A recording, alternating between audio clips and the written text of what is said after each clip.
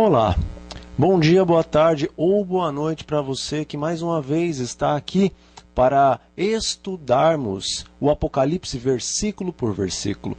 Hoje nós vamos estudar os versículos 14 e 15 do Apocalipse capítulo 1.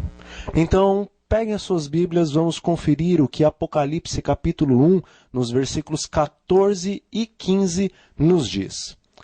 A palavra de Deus nos diz o seguinte: a sua cabeça e cabelos eram brancos como alva lã, como neve, os olhos como chama de fogo, os pés semelhante ao bronze polido, como que refinado numa fornalha, a voz como de muitas águas.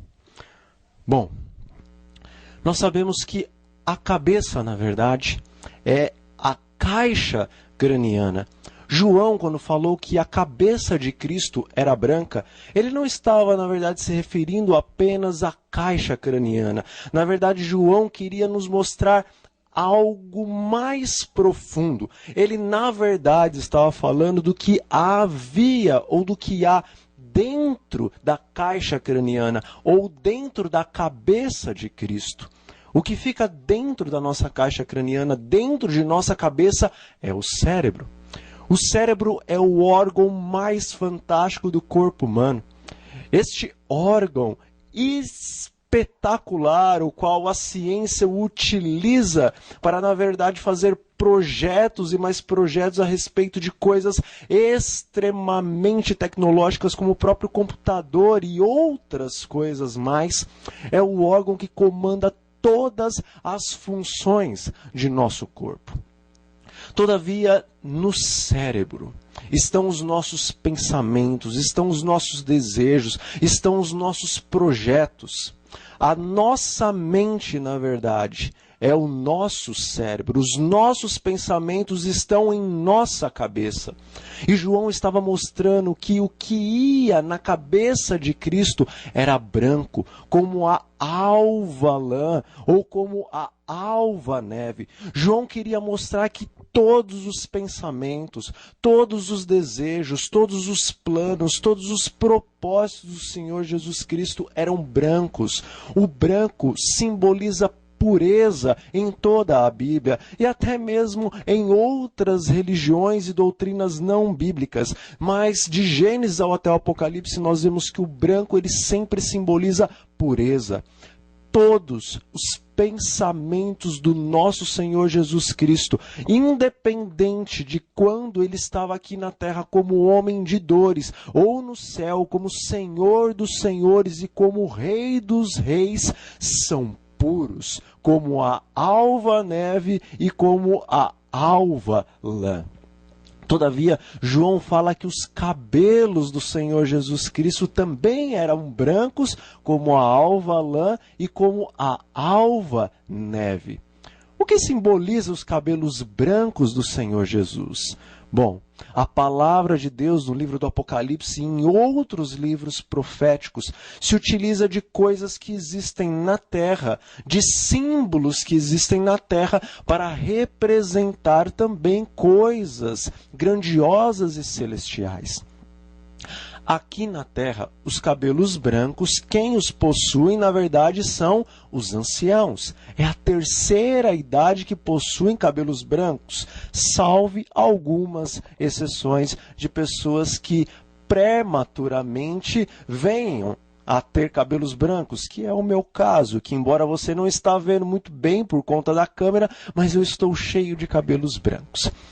Enfim. Os cabelos brancos, na verdade, eles são da terceira idade. Mais comumente, vemos e identificamos cabelos brancos na terceira idade.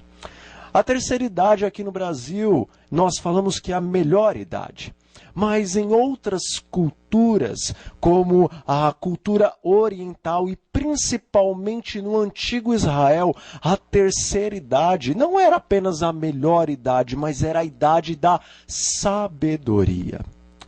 Aqui em nosso país, em nossa cultura, infelizmente nós não respeitamos muitos idosos, embora tenham várias placas, vários dizeres, vários escritos em ônibus, em outros lugares públicos, falando a respeito dos idosos. Ainda assim, a nossa sociedade ela não respeita mais o idoso. Pelo contrário, hoje os mais jovens estão sendo em nossa sociedade um símbolo de inteligência e sabedoria, e nós estamos colocando os idosos de parte. Todavia, isso não acontecia no antigo Israel, mas, pelo contrário, era muito comum ver os pais no antigo Israel pegando os seus filhos e levando-os até os idosos e permitindo que as suas crianças ficassem por horas e mais horas ouvindo as histórias daqueles que possuíam mais idade, porque os pais acreditavam que quando as crianças entravam em contato com os idosos, os quais possuíam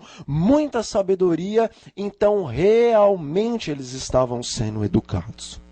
Então o cabelo branco aqui simboliza a sabedoria do Senhor Jesus Cristo, semelhantemente os cabelos brancos das pessoas da terceira idade representavam a sabedoria, a inteligência, aconselhamento no tempo de João.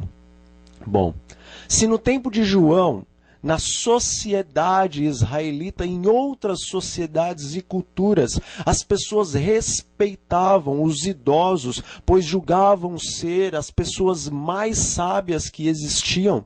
Quanto mais nós temos que respeitar e dar ouvidos às palavras do Senhor Jesus Cristo, pois o Senhor Jesus Cristo não apenas é um ancião de dias, ele não apenas vive há muito tempo, mas ele é a própria vida. O Senhor Jesus, com o Pai e o Espírito Santo, ele é eterno.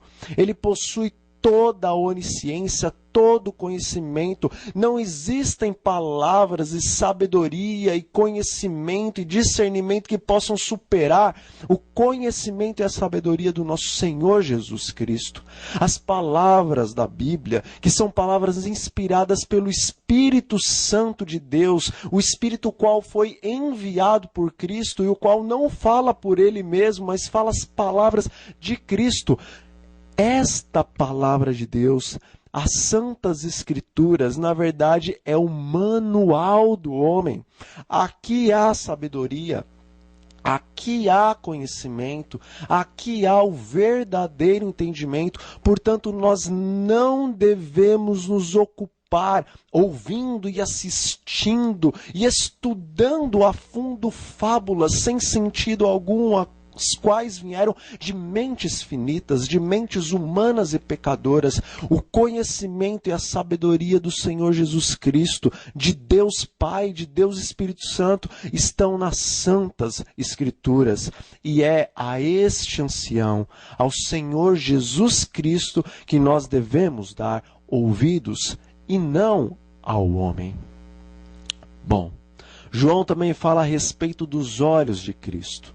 Hoje nós sabemos que os olhos são as janelas da alma, são as janelas da mente.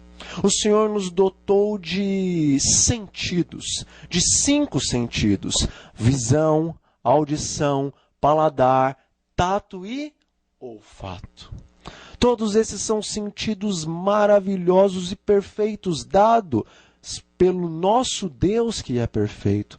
Todavia, de todos os sentidos, a visão é o mais espetacular deles.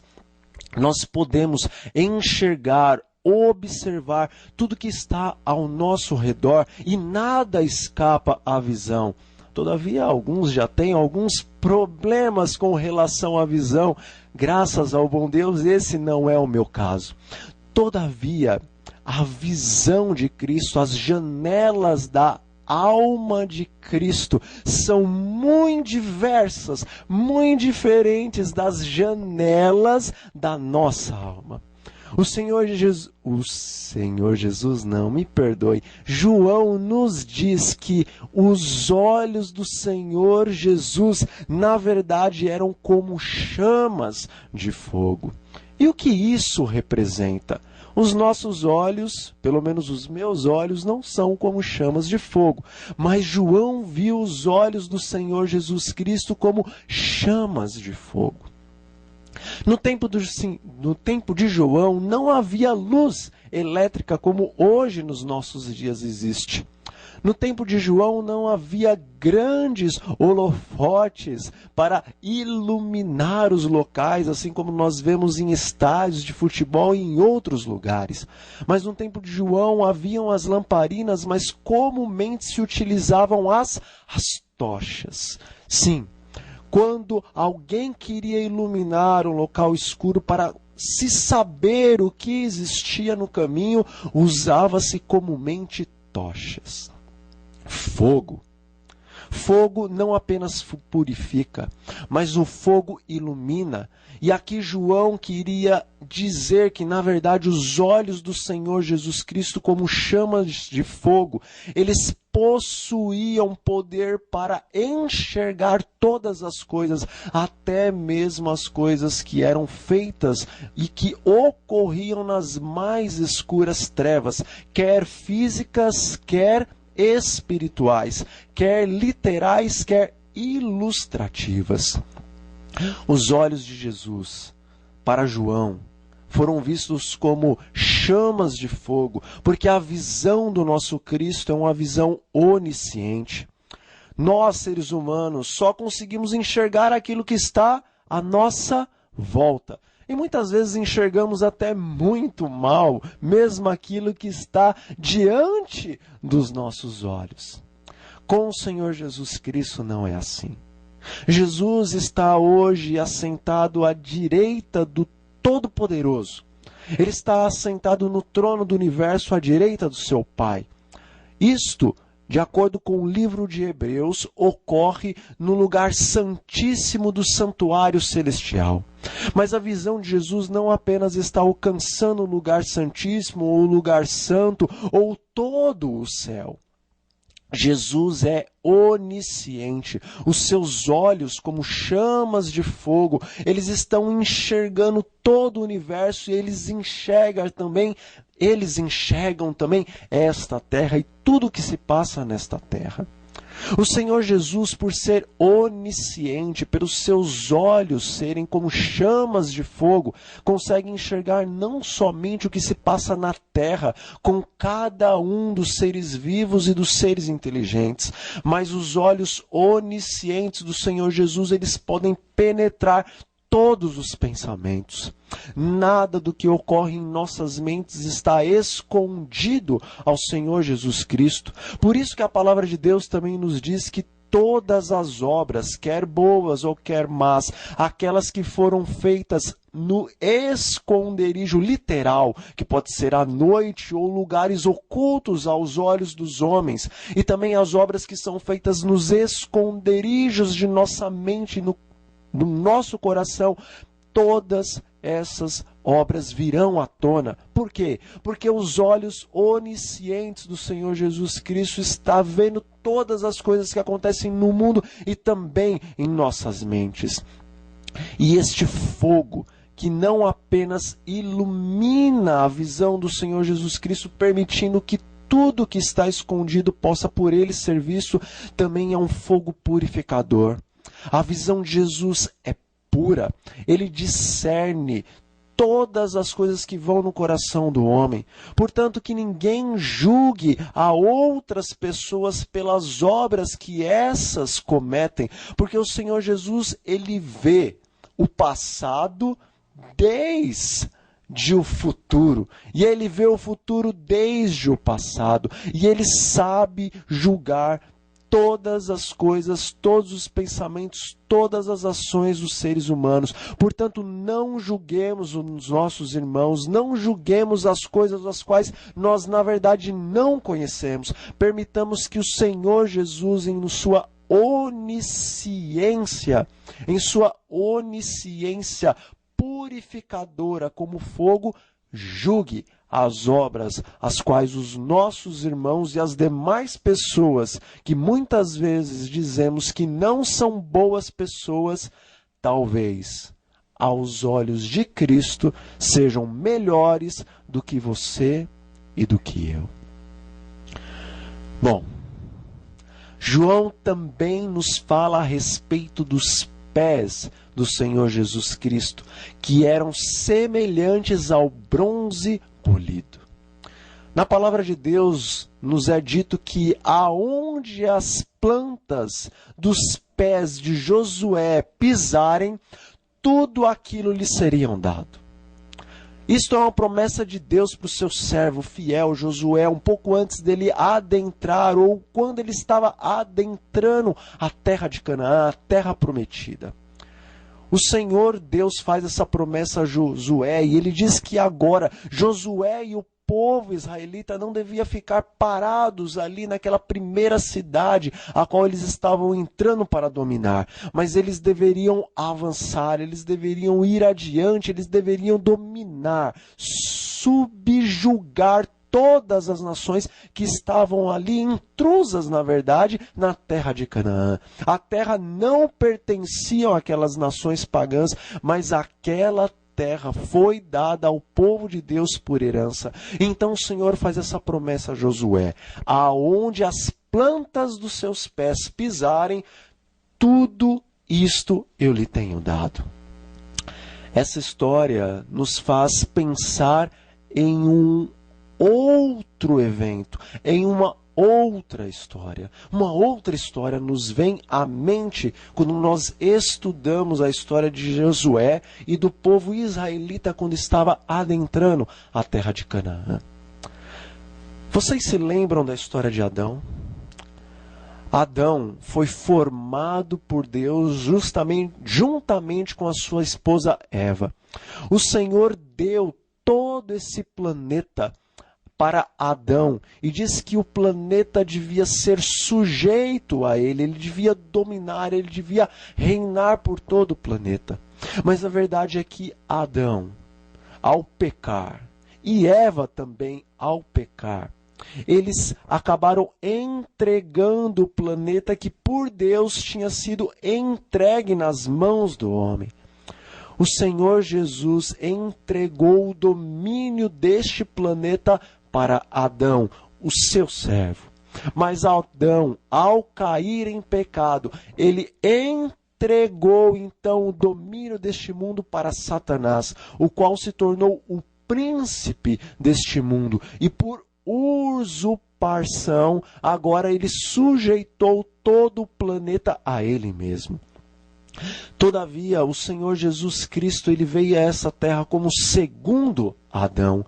Ele colocou as plantas dos seus pés na terra a qual o inimigo havia usurpado, semelhantemente à terra de Canaã, que os cananitas e outras nações haviam, na verdade, entrado, invadido a terra que o Senhor haveria de dar por herança aos seus filhos, os israelitas.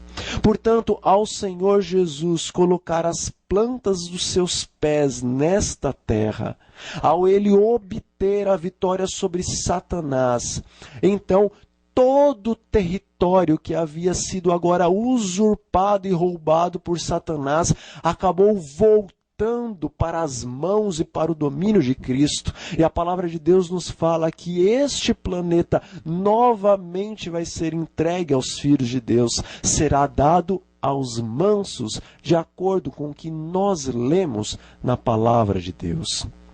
Mas, como eu disse, os pés do Senhor Jesus, eles tinham algumas outras características. A primeira delas é que eles eram como o bronze.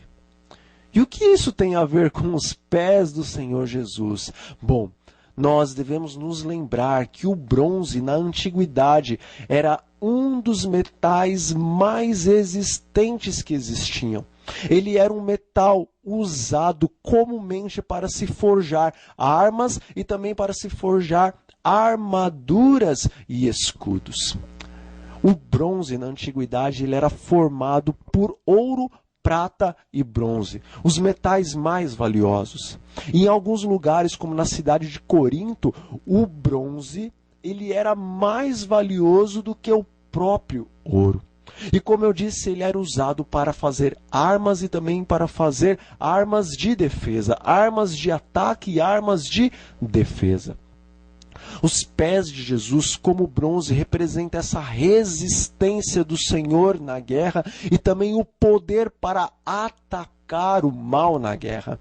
O Senhor Jesus esteve por 33 anos palmilhando esta terra, andando como homem de dores nessa terra, enfrentando o mal, enfrentando as tentações, porque a palavra de Deus nos diz que em tudo ele foi tentado como nós somos tentados, mas ele não caiu em pecado, ele não transgrediu a santa lei de Deus, mas ele foi vencedor sobre todas as tentações. Ele atacava a Satanás com um assim diz o Senhor. Esta é a arma de Deus, a palavra do próprio Deus. Jesus não recorreu a homens finitos, a sabedoria finita, mas ele sempre recorria à palavra de Deus com um assim diz o Senhor, e foi dessa maneira que Satanás foi vencido por Cristo. Mas ele também resistia aos dardos inflamados do maligno, e por isso os pés do Senhor Jesus Cristo são como um bronze, porque aqui nesta terra ele resistiu o poder do mal,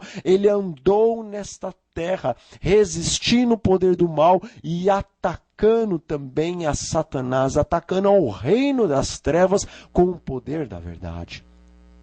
Mas João viu que os pés de Jesus, eles não apenas eram como bronze, mas eles eram como bronze polido. Eu não sei se você já teve a oportunidade de ver uma pepita de ouro, quando ela acaba de ser retirada de uma mina ou, enfim, de algum lugar de onde ela é extraída.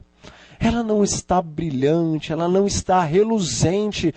Na verdade, nem dá vontade, talvez, de usar ela como uma joia, e nem parece que realmente ela é tão valiosa quanto hoje em dia nós dizemos que ela é. Mas a pepita bruta de ouro, ela não tem beleza alguma. Na verdade, ela tem que passar por um processo de refinamento. Ela tem que ir para a fornalha. Isso não acontece apenas com o ouro, isso acontece com outros metais como a prata. Isso também acontecia com o bronze. O bronze, quando ele passava por um processo de refinamento e por um processo de polimento, ele então agora refletia uma glória esplendorosa. Não apenas era um bronze bruto, mas agora um bronze polido. Polido porque ele teve que passar pela fornalha e porque ele teve que passar pelo processo do polimento.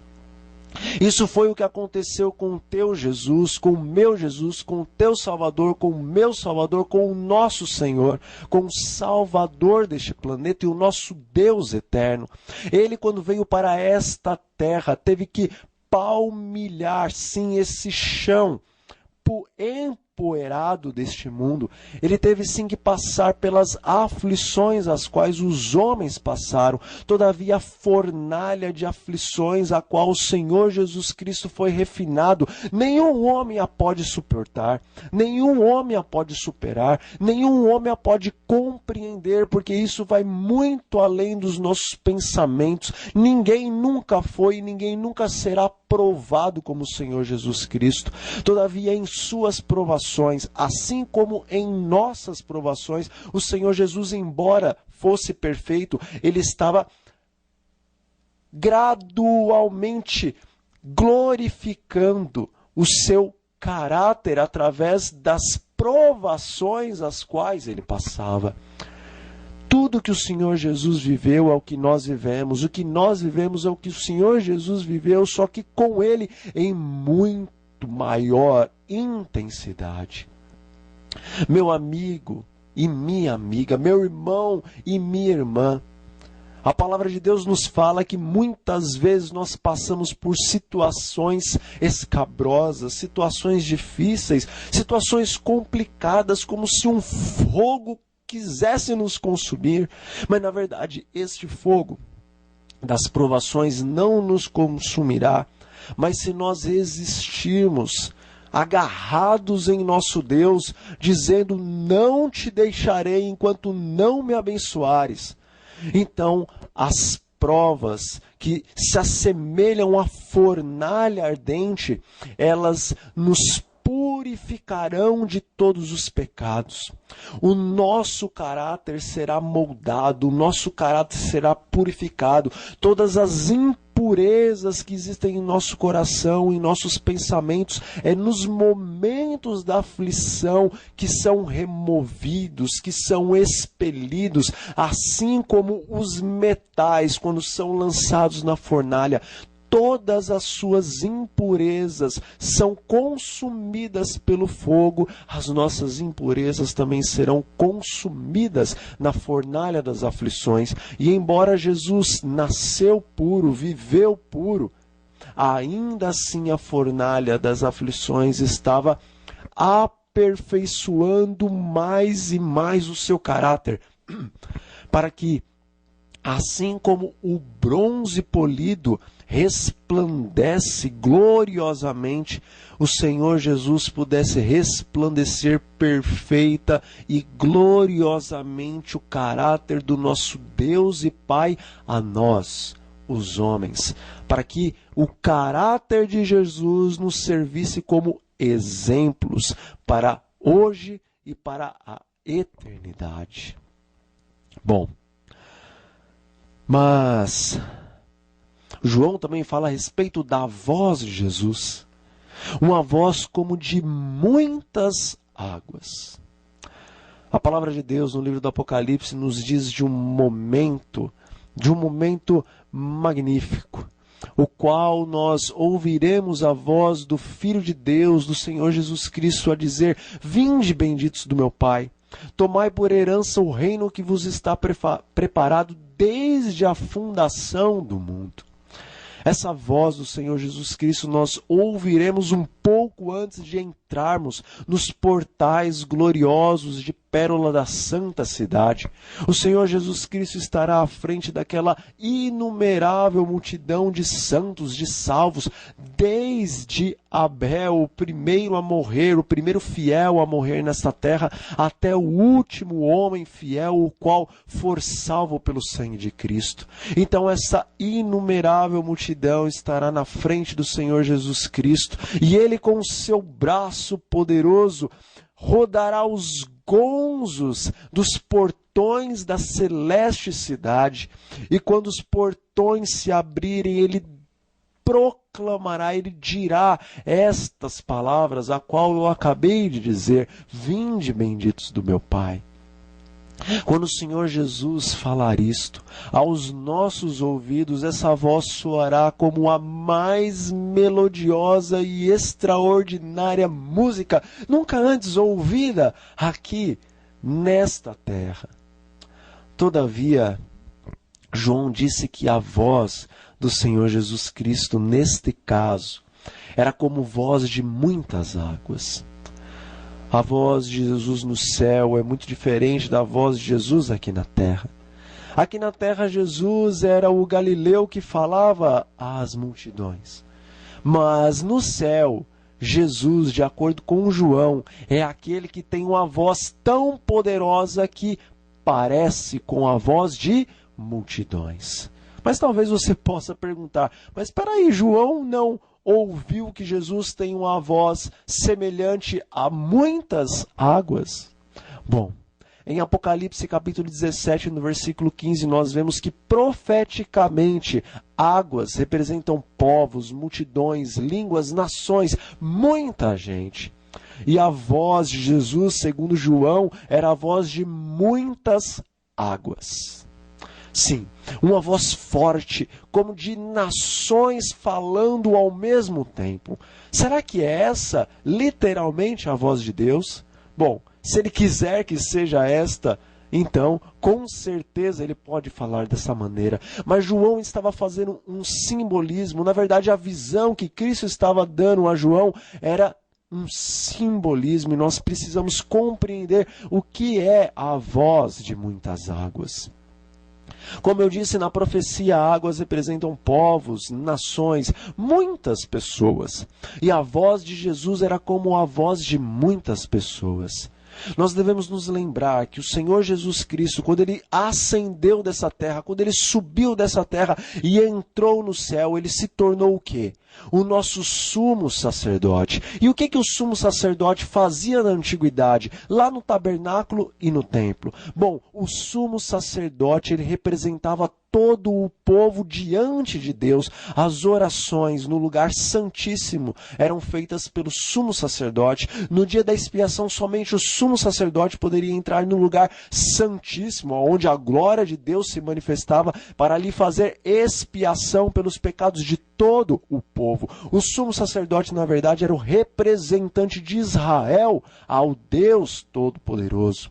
E o Senhor Jesus Cristo é o verdadeiro, é o literal sumo sacerdote do Israel espiritual, que não apenas são os judeus, porque israelita, descendentes de Abraão, não apenas são aqueles que são os de carne, os de sangue, mas são aqueles que são pela fé. Então não apenas o Israel antigo, os descendentes de Abraão de carne, de sangue, mas os descendentes de Abraão pela fé são os israelitas. Naquele tempo, israelitas literal, mas neste tempo, israelitas espirituais. Nós somos o Israel espiritual de Deus e nós temos um sumo sacerdote diante do Deus Todo-Poderoso. Não temos um sacerdote que está entrando em um templo ou em um tabernáculo que foi construído por mãos humanas, mas nós temos um sumo sacerdote o qual entrou no tabernáculo, no verdadeiro templo, de acordo com Hebreus, aquele que foi erigido pelas mãos de Deus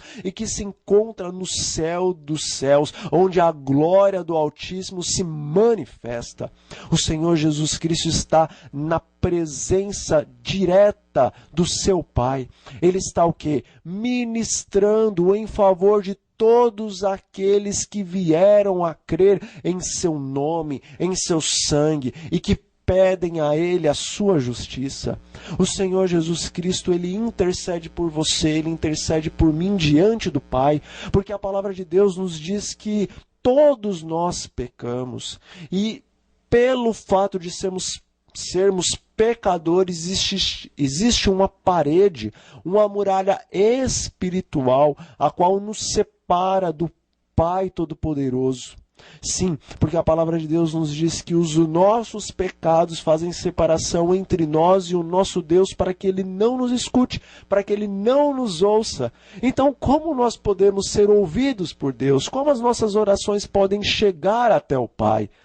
Bom, as nossas orações chegam até o Pai por intermédio do nosso sumo sacerdote, o qual intercede por nós, o qual é o representante da raça humana diante do Deus Todo-Poderoso. O Senhor Jesus Cristo, Ele está representando a você e Ele está representando a mim diante do nosso Pai e diante do nosso Deus. Aqui na terra existe um ditado que ele é muito mentiroso e muito, muito perigoso. Existe um ditado que diz o seguinte: a voz do povo é a voz de Deus. Isso é mentira. Porque nós somos pecadores e Deus é santo, Deus é santíssimo, Ele é perfeito e nós somos imperfeitos. E a palavra de Deus nos diz que os nossos pensamentos não são como os pensamentos de Deus. Os pensamentos de Deus são muito mais altos do que os nossos pensamentos e os seus desígnios são muito mais altos do que os nossos desígnios. E os caminhos de Deus não são definitivamente os nossos caminhos. Então, a voz do povo não é a voz de Deus, porque nós não pensamos, não agimos, não planejamos como Deus. Mas, no céu, a voz de Jesus Cristo diante do seu Pai é a voz do seu povo fiel. Por isso que João diz que a voz de Jesus era semelhante a muitas águas, semelhante a multidões, porque os bilhões de filhos fiéis do Senhor Jesus que estão constantemente erguendo as suas orações ao Pai.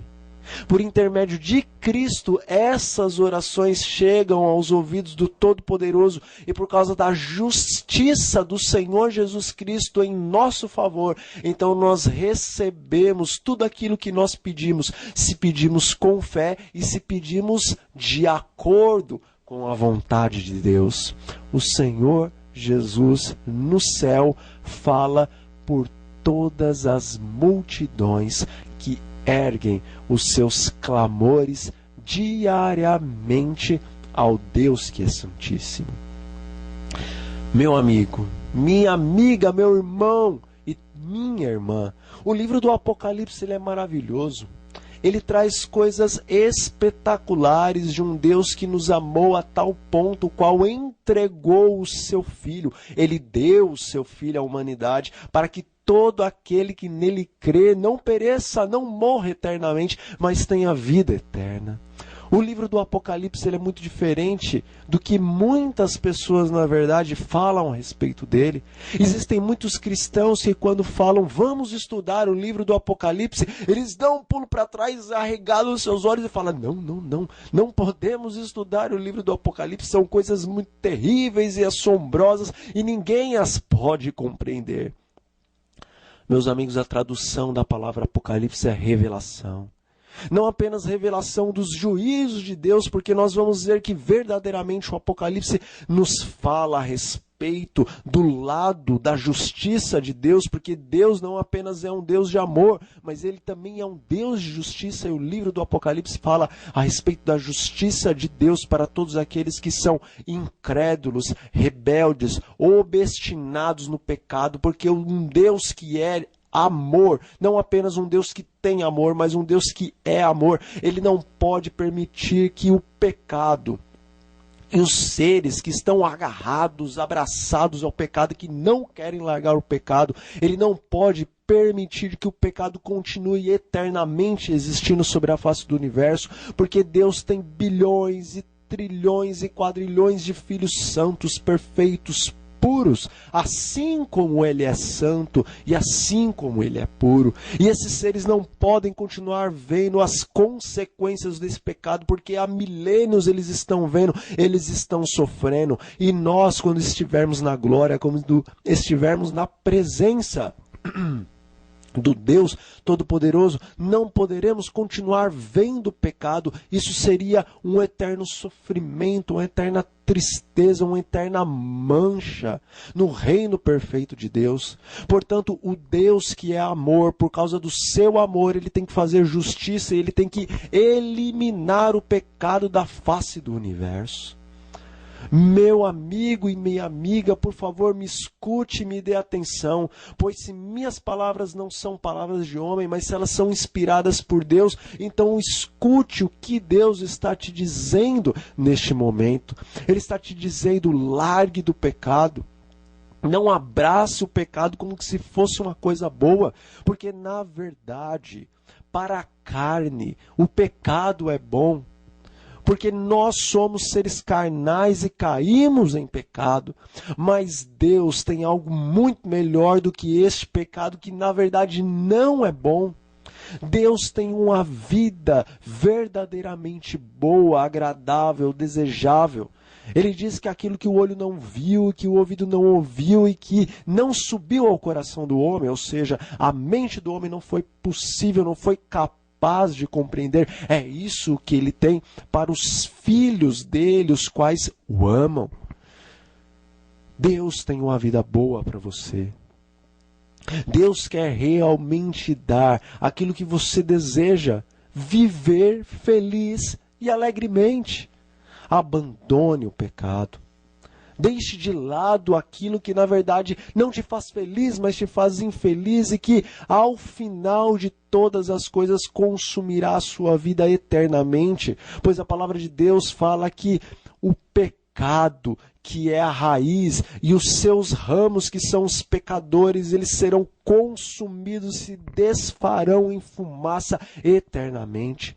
A palavra de Deus nos fala que os ímpios serão como cinzas debaixo dos pés dos santos. É essa a felicidade que você está buscando? É isso que o pecado te concede. Porque a consequência do pecado, a consequência da transgressão da lei é a morte, e a morte eterna. Mas o dom gratuito da morte de Cristo, da justiça de Cristo, da salvação de Cristo é a vida eterna. Aceite a vida eterna. Em nome do Senhor Jesus, eu rogo a você. Nesse momento nós vamos fazer uma oração. Eu convido você a fechar os seus olhos e orar comigo, entregando a sua vida nas mãos do Senhor Jesus Cristo e pedindo que Ele te dê diariamente o verdadeiro batismo do Espírito Santo, para que então compreensão das revelações do Apocalipse, de toda a palavra de Deus, seja concedida a você. E então verdadeiramente você compreenderá que o Apocalipse é uma carta de amor de um Deus que nos quer salvar. Oremos. Senhor, nosso Deus e nosso Pai, nós lhe agradecemos pelas revelações que o Senhor nos faz por intermédio do livro do Apocalipse. Pai Santo, em nome do Senhor Jesus Cristo, nós entregamos as nossas vidas em Tuas mãos e pedimos que o Senhor nos envie o Seu Espírito para que o amor, a mansidão, a pureza e todos os demais atributos do caráter de Cristo estejam em nossas vidas e nós possamos, assim, refletir o Seu caráter a este mundo que está perecendo. E por intermédio de nós, o Senhor possa então alcançar mais almas para o reino eterno de glória, paz e amor, o qual o Senhor Jesus Cristo subiu aos céus para preparar para aqueles que o amam. Em nome do Senhor Jesus Cristo, nós oramos a Ti e lhe agradecemos. Amém e amém. Meu colega e minha colega, meu irmão e minha irmã, tenha um bom dia, tenha uma boa tarde ou talvez uma boa noite. E espero vocês para o próximo ou no próximo estudo de o Apocalipse versículo por versículo. E até mais.